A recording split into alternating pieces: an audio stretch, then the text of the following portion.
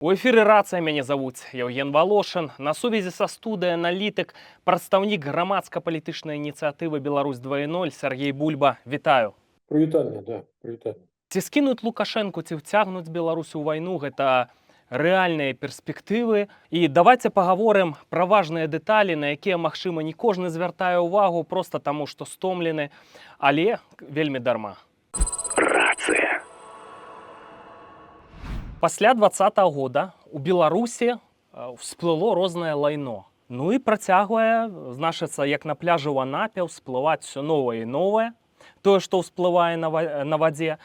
І вось так званыя выбары дэпутатаў, значыцца, ёсць такі дэпутат Мікалай Валовіч, это камуніст, партыя камуніст КПБ, які з'яўляецца там ідэолагам. Значыцца, разышоўся ягоны перадвыбарчы плакат «Прогонім зажравшихся буржуйчиков». Прытым сядзіце ты, Валовіч, вось з такой вось шайбай, відаць, някепска яму жывецца, і жывецца яму на падаткі вот этих вот буржуйчыкаў. Ну, дык вот увогуле, што тычыцца этих выбараў 25 лютага, як ты лічыш, ці могуць там быць нейкія цікавосткі, сюрпрызы? Фактычна мы можам гаварыць пра ваенную хунту. Адзінае, што эта хунта фактычна на сённяшні дзень трымае як эту ляльку з Muppet Show на пальчыку. Трымаюць, да, на руцэ. Вот так вот Лукашенко на сённяшні дзень трымаюць. На маё разуменне, ён уже нічога не вызначае ў Беларусі. І вот апошняя эта паездка ў Петербург у тым ліку, і асабліва тое, што перад гэтым 3 сустрэчы патэнцыйных з Пуцінам, калі Пуцін не стаў з ім сустракацца, яго проста трымалі на дыстанцыі, паказваючы ягонае месца. Зараз яму ўсё ж такі яго падпусцілі, калі ён это ўжо згаладаўшыся, спакутаваўшыся, подпустили и, в принципе, дали зразумець, что калідорчык, які ім адведзены для транзіта ўлады, ён ніякім чынам не мае ўжо парушыць. То бок іх цікавіць транзіт улады, яны яго абклалі ўжо з усіх бакоў, і ў тым ліку прарасійскімі сілавікамі. Паглядзіце, калі паўстала пытанне, то што Лукашенко гучыў, што будзе амністыя. А колькі дзён прайшло, пачалося ўдакладненне, што амністыя будзе датычыць усіх эканамічных, там бытавых, крый Божа, толькі не палітычных. Чаму? Тлумачыць ягоны сённяшні міністр унутраных спраў Кубракоў, ён кажа, так, а у этих палітычных няма раскаяння. За што людзі мусяць раскаивацца? Яны рэалізоўвалі сваё нармальнае канстытуцыйнае права прагаласаваць за таго, каго яны лічаць патрэбным. У прынцыпе, варыянт з амністыяй, это могла бы быць такая прыкмета палітычнага манёўру кудысьці на захад, і яму это не дазволілі зрабіць. Абсалютна. Я маю на ўвазе, што пасля прыезда з Китая ўсе чакалі, што зараз будзе аб'яўлена адліга, таму што Кітай натуральна зацікаўлены ў Беларусі як у транспартным хабе, і натуральна Кітай паставіў Лукашенку, падарыўшы вот эти свае яблычкі, што пагаворваюць на іхняй мове дыпламатычнай, менавіта кітайскай, азначае, што яны ўсё ж такі за тое, каб быў мір на нашай зямлі. Разумееце? То ўсе чакалі, да, што Лукашенко, вярнуўшыся з Китаю, будзе адпусціць пачобута, пачне наладжваць з палякамі добрыя стасункі. А што мы бачым? Мы бачым тое, што па лініі МЗС, магчыма, як бы алейнік працягвае адну лінію, тое, што і Макей рабіў да гэтага, а сілавікі, якія цалкам ужо работаюць на маскоўскую схему, яны проста зрываюць усё это. Сергей, што тычыцца сустрэчы, так, яна адбылася ўжо больш за тыдзень таму, ну так асабліва яна не абмяркоўвалася. Я гутарыў пра гэтую сустрэчу, такі ёсць палітолог, харошы рускі Абаз Галямаў, экс-спічрайтер Пуціна. Ну, 3 дні сустракаліся, таму што ўжо старыя тармазяць, проста ім трэба было павестку запоўніць, нічога асаблівага не адбылося, але выбачай, 3 дні гэтая была сустрэча, значыцца, у такой яна была асаблівай атмасферы, мне здаецца, гэтая блакітная не вельмі залы, вечны агонь, столькі мерапрыемстваў, такая вот сатанінская, я б нават сказаў, атмасфера, это было не вельмі такое звычайнае. Я помню такія асаблівыя сустрэчы ў 21 годзе, ну што яны сустракаюцца, што яны столькі дзён вырашаюць? Ніяк мы не маглі зразумець, пазлы не сходзіліся. Ну, потым мы пабачылі жудаснае, напад на Украіну, так? Сюрпрыз у двукосцях для ўсяго свету. А што ты маеш на ўвазе, што яго вось схіляюць, каб ён ужо не мог перайсці чырвоныя лініі датычна транзіту? Што за транзіт, якім чынам ты гэта бачыш? Яны дамагаюцца ад яго транзіту ўлады, каб ён цалкам ужо гарантаваў паглынанне Беларусі і Расіі. Глядзі, што змянілася за апошні час. А раней, напрыклад, яшчэ нават до 2020 года была такая негласная дамоўленасць паміж усімі беларускімі сілавікамі про тое, што, напрыклад, выпускнікі Маскоўскай акадэміі ФСБ не могуць узначальваць беларускія сілавыя структуры. Зараз это ўжо тэндэнцыя. Не прынята было запускаць буйны расійскі бізнес. Звычайна, калі буйны бізнес любой краіны спрабаваў зайсці на тэрыторыю Беларусі, то было реально два канала, это два Виктора. Ці это Віктор Лукашенко, ці это Віктор Шейман. Все. Зараз мы бачым, раптам з'яўляецца інфармацыя про тое, што BlackBerry, это расійскі ритейл, купляе огромный кавалак зямлі у этой самой свободной эканамічнай зоне, вялікі камень, якую быццам рабілі выключна для кітайцаў. Мы бачым па ўсіх астатніх прыкметах тое, што буйны расійскі бізнес пачаў заходзіць на тэрыторыю Беларусі. Паглядзіце, як адбываецца вербоўка беларускіх студэнтаў у расійскія вузы, як адбываецца вербоўка беларускіх вайскоўцаў на службу у расійскую армію. Вішенка на тортик, непрыемная вішенка, это выступленне Кісельова про тое, што, як ён заяўляе, там 5-10 мільёнаў беларусаў мусіць это самае раздзяліць за Россией все тяготы и лишения войны, что вот яны мусить так само с нами разом покутывать. Соловьева. Давай, до речи, послухаем гэты кавалак. Не надо себя обманывать. Надо готовиться к большой войне. При этом надо четко понимать, что в этой войне нам противостоит гораздо больше, чем у нас. Мобилизационный ресурс. Напомню, что у них, как-никак, практически только в Европе 500 миллиарда. Я беру только Европу население. У нас под 150 миллионов. Под 155, 160, если мы возьмем с Беларуси. Под 155, 160, если мы возьмем с Беларуси. Под 155, 160, если мы возьмем с Беларуси. Это существенная разница. Рацыя. Як ты лічыш, ці будзе Лукашенко брацца ў рожкі, ці ён ужо, калі ўсё так, то ён гэта ўжо прыняў? У яго ўжо варыянтаў няма. Таму што яго абклалі з усім бакоў. Но ён жа хоча правернуць з гэтым УНСам, все-таки, каб на манер КПСС, і каб ён там захоўваў кантроль. У яго ж ёсць дакладна такі план. Ён не проста так хвалюецца, пра тонкі лёд гаворыць там і гэтак далей. Але ж мы бачым, што ён паралельна два варыянты адпрацоўвае. Ён адпрацоўвае той варыянт, які адразу, нагадаю, адначасова Расія адначасова патрабавала ад Назарбаева, ад Лукашэнкі адысці ад улады, таму што іхнія аналітыкі пралічвалі якраз тое, што незадаволенасць ад іхніх пысаў у тэлевізары, яна ўжо дастаткова крытычная. Мы бачым, Назарбаев пайшоў, чым это закончылася, а Лукашенко сцярогся. То бок з ягонага пункту гледжання, напэўна, ён паступіў мудра. Але ж і зараз ён разумее, што такога дэмана уладалюбцы ёсць толькі ў яго. Ні ў ягоных сыноў, ні ў кого ўжо няма. Ні ў Качанавай, ні ў кого. Таму ён цудоўна разумее, што калі ён атыдзе нават на ВНС, то ён уже не зможа трымаць эту ўсю схему, так як ён трымае дагэтуль, разумееш? Ці можа гэта прывесці да нейкай такой крывавай сутычкі, так? Лукашэнкі, там, лаяльных яму людзей з этой прарасійскай групоўкай ці з расейцамі ўжо ў найбліжэйшым часам. Выбары, по-мойму, добры час для гэтага, так? Дэстабілізацыі там і гэтак далей. Нешта такое можа ў Беларусі адбыцца?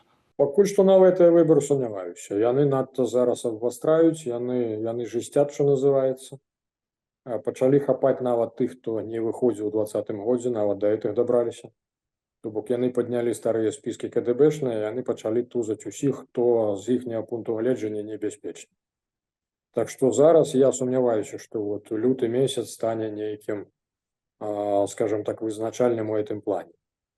Але трэба разумець, па-перш за ўсё, глядзячы на эту тушку, якая ўжо з цяжкасцю перамяшчаецца ў прасторы, я пра Лукашэнку. У яго ж насамрэч дыябет другой ступені на фоне этих сардэчна-сасудзістых хранічных, то, в прынцыпе, это спалучэнне гарантуе, што ён можа, скажем, капыты адкінуць у любы момант. Чаму ён, уласна, і вазіў сваіх і дзяцей в Арабскія Эміраты, чаму ён дамагаўся, каб усё ж такі ты шэйх, ты самы сустрэўся з ім, каб усё ж такі паказаць сваіх гэтых дзетак, што вы ж там это, вот, калі што, то вот не крыўдзіце, вот тут вот грошы мы у вас паклалі, то вы ж не забіраеце ў іх. Ну, я так разумею, это вот адзінае, што яго на сённяшні дзень больш за ўсё хвалюе. Усё. То бок То ты есть лічыш, што ён награды- па-ціхаму сыдзе? Я не лічу, што ён па-ціхаму сыдзе, для таго Масква і адкладае яго вот карпенкоўскімі атрадамі ў тым ліку. Яны ж штурмавікі, яны ж не міліцэйскія падраздзяленні. Тым больш яны ўжо перамешаныя з вагнерамі. Ну, ад самага пачатку. Ужо 7 атрадаў створана, плюс яшчэ будзе 2 атрады вот бліжэйшым часам стварацца. Прычым апякуюцца гэтым два былых міністра ўнутраных спраў. Все это на расійскія грошы робіцца, ніхто это саме нікога это не засмучвае. А што за былыя міністры? Маеш на ўвазе Наумова? Ну, хай это застанецца на іхнім сумленні. Угу. Ну, і пагаворваюць агулам, што ўсё ж такі тут больш нават не Карпенков выступае ініцыятарам, а ідэолагам якраз гэтых атрадаў выступае Зараев. Вось так. Асабісты сябар Кадырова. Нездарма, калі ты узгадаеш, што пры Зараеве это самае куча людзей пачала это самае каўказцаў, скажем, праходзіць службу ў беларускіх сілавых структурах, атрымліваць беларускія пашпарты. Нездарма вот эти ЧВК гарты іхні, там таксама вельмі багата каўказцаў. То бок яны ўсё ж такі палягаюць, галоўнае, каб гэты чалавек быў паходжаннем не з беларускай зямлі, для таго, каб ён меў мінімальную колькасць сентыментаў, што калі яму будзе загад, каб ён мог, не сумняваючыся, ўсё выразаць налева і направо. Плюс да гэтага, глядзі, вот мы гаворым, што лаяльныя да Лукашэнкі сілы. А хто лаяльныя да Лукашэнкі сілы? Вот я на сённяшні дзень што, СБП, якое яны там ператрахівалі 100 разоў, але ж ну, калі людзі там купляюцца ўсе за грошы, то тыя грошы, якія для беларусаў агромныя, для Расіі это капейкі. Кіраўнікі райвыканкамаў, чынушы розныя, задраўшы начосы с косамі, пойдуць Лукашэнку бараніць. Разумею, што тут настае для нацыі такі сур'ёзны момант выбару, прычым які лёсавызначальнага выбару. З аднаго боку, вот, размаўляючы з афіцэрамі, якія дагэтуль служаць, хто недавно служыў, вот яны ўсе кажуць, што ну вот, видите, Лукашенко ж не допустил, у нас же, как в Украине, нет войны, поэтому, ну ладно, потерпим Лукашенко, что он не допустил войны. Але з другого боку, вот только сегодня мы с вами згадывали про это Соловьева, які открыто уже домагаецца, что все ж таки Беларусь мусить это самое, мусить вот это лайно, перемешанное с кровью, окунуться по самой в уши только тому, что русские хотят. Яны ж для этого нас кормили столько годов. Не тому, что, разумеешь, это логіка, як это самое, як тое цяля, якое ўсё жыццё кармілі, яно ж не здагадвалася, што яго кармілі для таго, каб забіць у рэшце-рэшт. Так вот такое ўражанне, што і Лукашенко наш часам, як тое цяля, няўжо было незразумела, для чаго яго гадуюць. І вот зараз, глядзі, зараз настае то якраз той самы момант, калі усім беларусам, хто пад чырвона-зялёным, хто пад бел-чырвона-белым, варта ўсё ж таки задумацца. Мы з вами, да, вот мы берагліся, да, вот от этой войны, якая можа вынішчыць значную частку нашага народа. А атрымалася, што Лукашенко нас прамым ходам туды зараз і вядзе. То можа ўсё ж таки, ну яго нафиг такога Лукашенку з этой Расіі разам. То давайте шукаць магчымасць, каб аб'яднацца адны з другімі для таго, каб адстаяць разам Беларусь. Рация. Со мной многие спрашаюцца, пишуць каментары, што Лукашенко там усё под контролем. Ну, по-моему, все відавочна. І рано ці позна нас уцягнуць у вайну. Моя стаўка, што ёсць імавернасць, што это вось-вось можа пачынаць адбывацца. Вот ужо пасля гэтых выбараў у Расіі лёгка.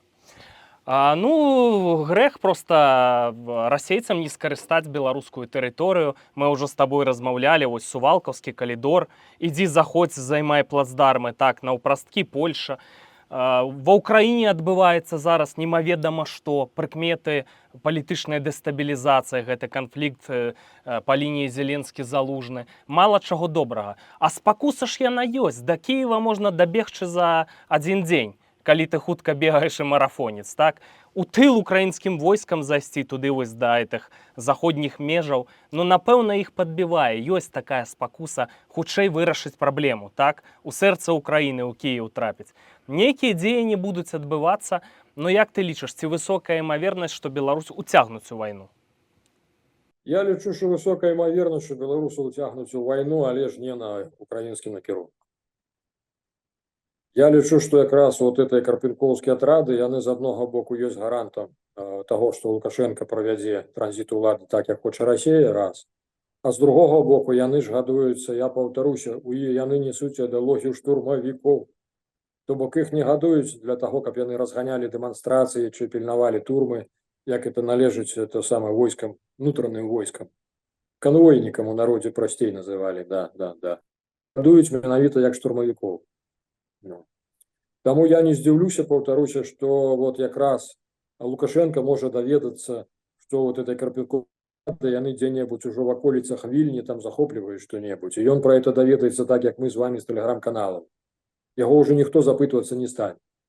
У чым была дилема Путина, чему Путин ранее не увел белорусские войски в войну с Украиной, потому что они остерегались, что кроме заградотрядов, которые будут не давать белорусам утекать с поля боя, что значная частка перейде просто на бок Украины разом с техникой. Вот это спыняло Путина. Сенс зразумелый, да, что за этот час Путин выховал на белорусской территории той самый ударный кулак, яким ён може оперовать, не запытываючыся, ўжо і не сумняваючыся ў тым, што яны выканаюць любы загад, які аддасць менавіта Москва. Вот за вот эти карпенковские отряды, перамяшаныя з вагнерамі, можна быць упэўненымі, што вот это якраз не пабягуць здавацца праціўніку і не будуць это самае цікаць поле боя. Да. І ведаеш, чаму я таксама лічу, што Расія пачне дзейнічаць адносна хутка. Вось я чытаю каментары былых натаўскіх генералаў. Ну, экс-это генералы, там розныя камандуючыя, яны ж могуць, у прынцыпе, больш-менш адкрыта казаць. Яны ўжо прынялі сітуацыю, што будзе вайна у фармаце там Расія, НАТО. Відавочна, што будзе полем бітвы гэтай вайны? Это наша тэрыторыя, да гэтага ідзе справа. І яна будзе для Беларусі знішчальнай. Але вот это натаўскія генералы, там розныя прадстаўнікі Захада гавораць, ну там, 2027 год, называюць там нейкія 2040-е гады, 2055 гады. Вот это вось гэтая манера, што мы зараз тут будзем рыхтавацца, мы агалілі праўду, значыцца, што ў нас праблемы з ВПК, там з вытворчасцю снарадаў. Ну, зараз вайна пачакае, мы тут пару дзесяткаў гадоў падрыхтуемся. Не, Пуцін не будзе чакаць. Куй жалеза, пакуль гарашо. Я ўпэўнены, што яны зараз пачнуць дзейнічаць, пакуль у заходняй Еўропе там яшчэ п'юць каву, там адпачываюць на уікендах і толькі збіраюцца раскашыгарвацца. Я думаю, што небяспека можа быць вельмі хуткай. Я цалкам згодны, тому что калі вот быццам бы сухую аналітыку браць і ўзважваць патэнцыял Еўропы, патэнцыял Злучаных Штатаў, патэнцыял НАТО, то яны, конечно, пераўзыходзяць расійскі патэнцыял. Але ж яны прайграюць па духу. Менавіта вот маральна-волевыя, што называецца, што Расія, да, яны з голай сракай, але ж яны пойдуць зноўку на Еўропу за веліч этой літары Z, ці літры В, я уже не ведаю, як вы іх там дзеляцца, хто то іх там за Z, хто за В.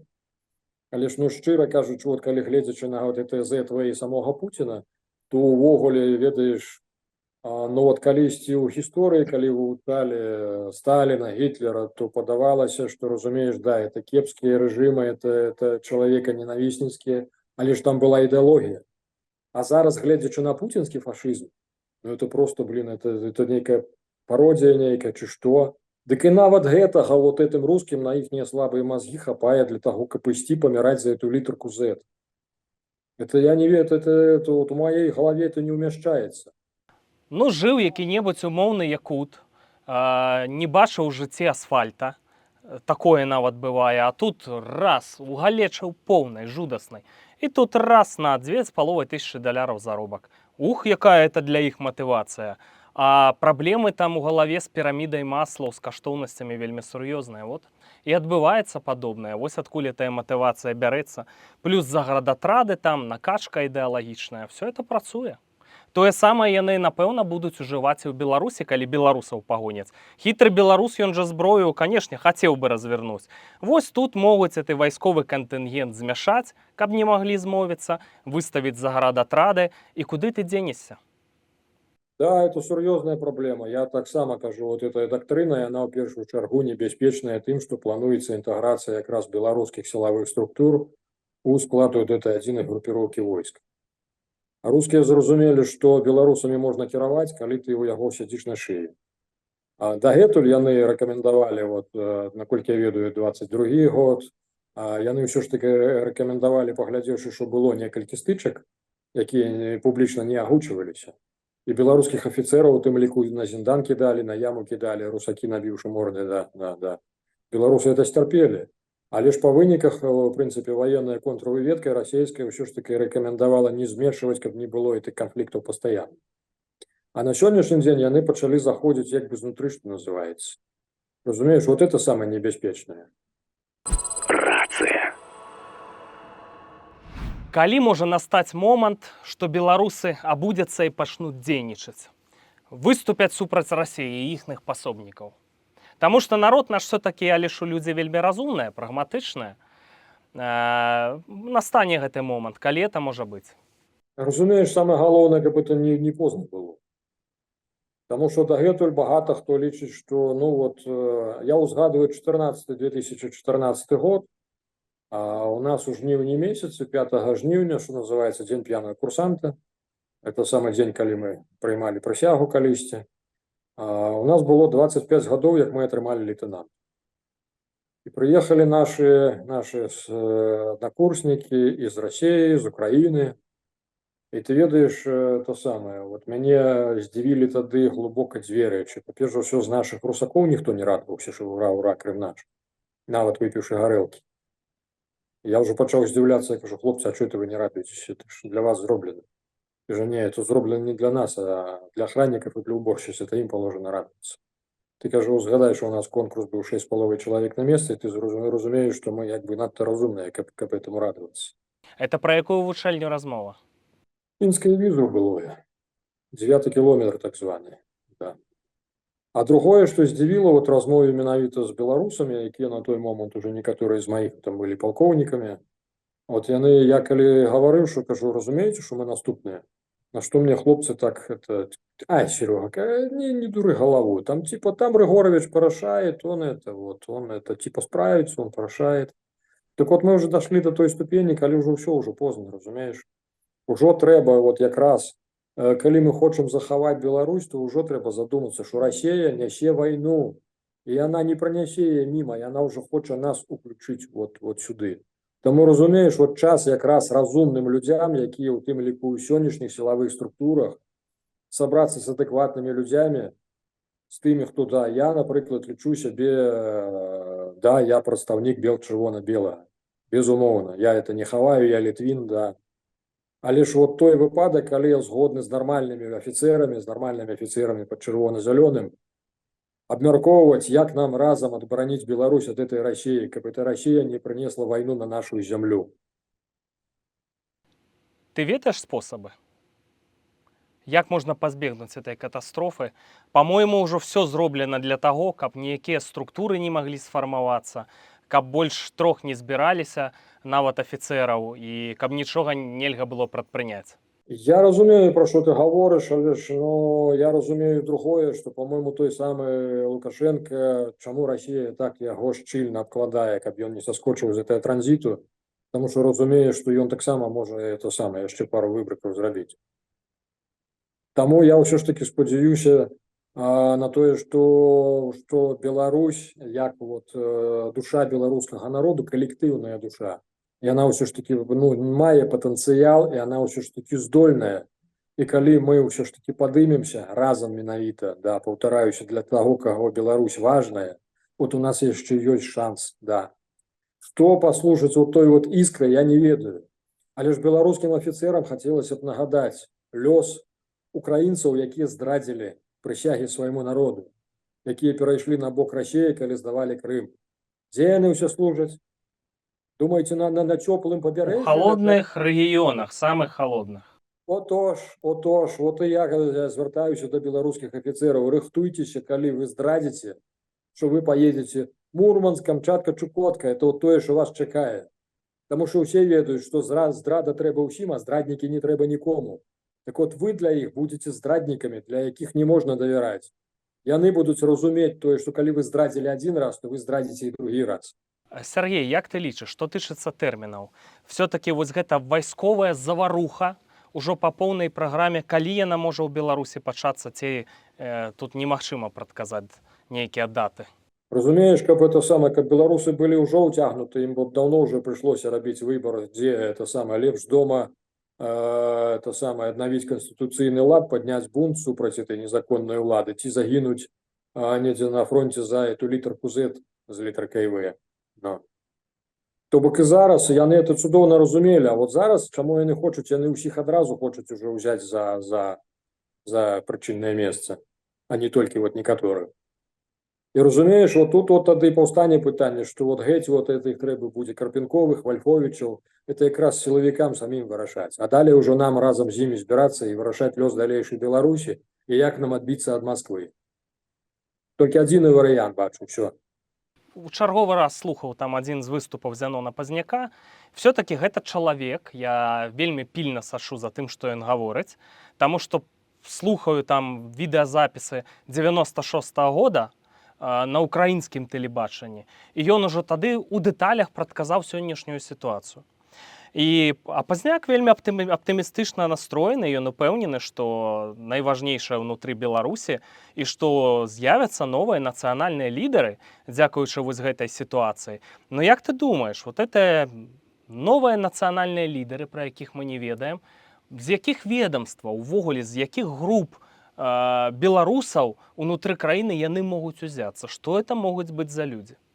Скажи, а як мы мусім акрэсліваць і для каго мы мусім акрэсліваць? Што типа таварышы з ФСБ, звярніце ўвагу вот на гэтага і гэтага, ці на вот это ведомство?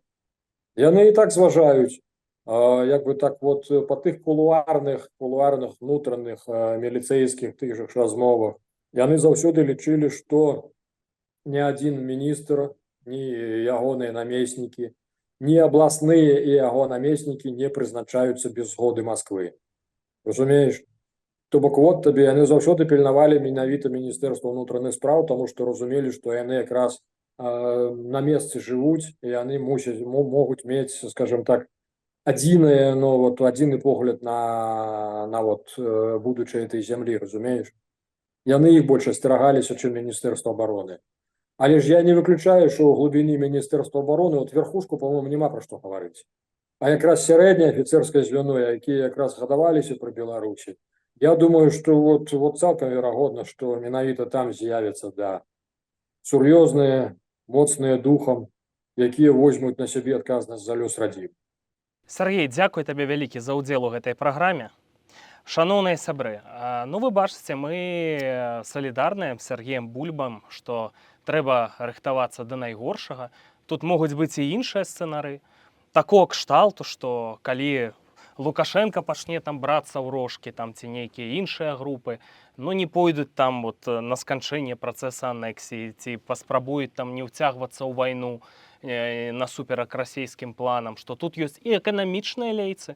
Відавочна, што беларуская эканоміка яна датуецца, і можна проста падзёргаць за этой лейцы, і галеша прыйдзе вельмі хутка. У кожным разе будуць катаклізмы, таму што, мне здаецца, для таго, каб стала лепш, павінна спачатку стаць горш. І ўвогуле трэба заплаціць цэну за пасіўнасць, за тое, што не зважалі на нацыянальнае цягам шматлікіх гадоў. І пэўную цану ўсё-такі давядзецца заплаціць, але у выніку это все можа выліцца ў пазітыўныя рэчы для Беларусі. Гэта была рацыя. Да сустрэчы.